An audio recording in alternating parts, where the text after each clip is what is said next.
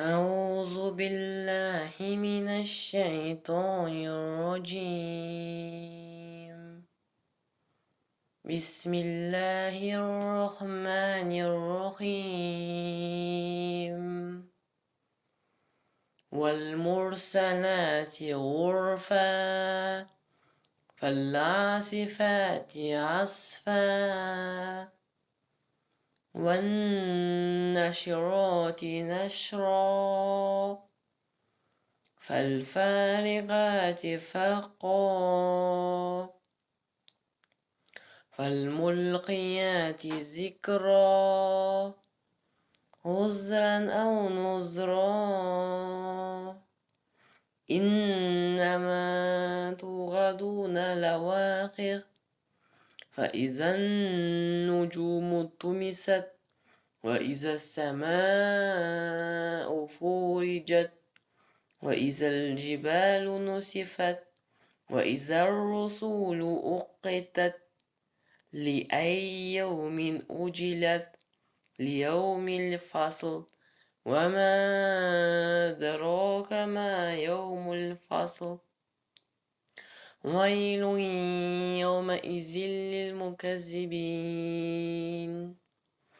ألم نهلك الأولين ثم نتبعهم الآخرين كذلك نفعل بالمجرمين ويل يومئذ للمكذبين ألم نخلقكم من ماء مهين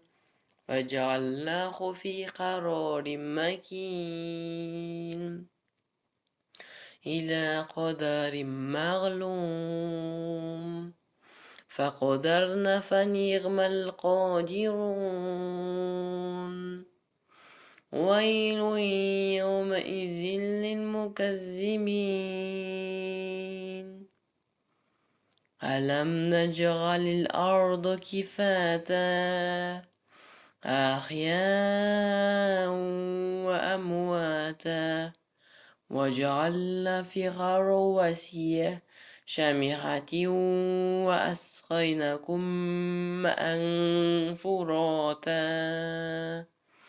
ويل يومئذ للمكذبين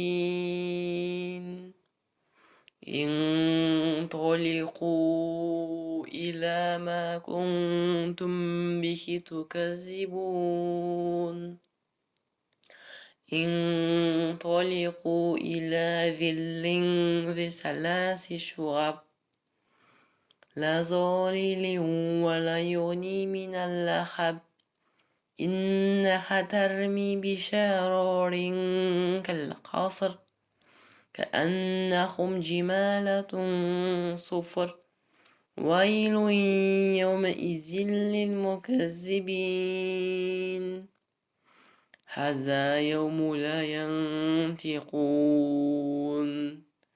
ولا يؤذن لهم فيعتذرون ويل يومئذ للمكذبين هذا يوم الفصل جمعناكم والأولين فإن كان لكم كيد فاكيدون ويل يومئذ للمكذبين إن المتقين في ظلال وعيون وفواكه مما يشتهون كلوا واشربوا هنيئا بما كنتم تعملون إن كذلك نجزي المحسنين ويل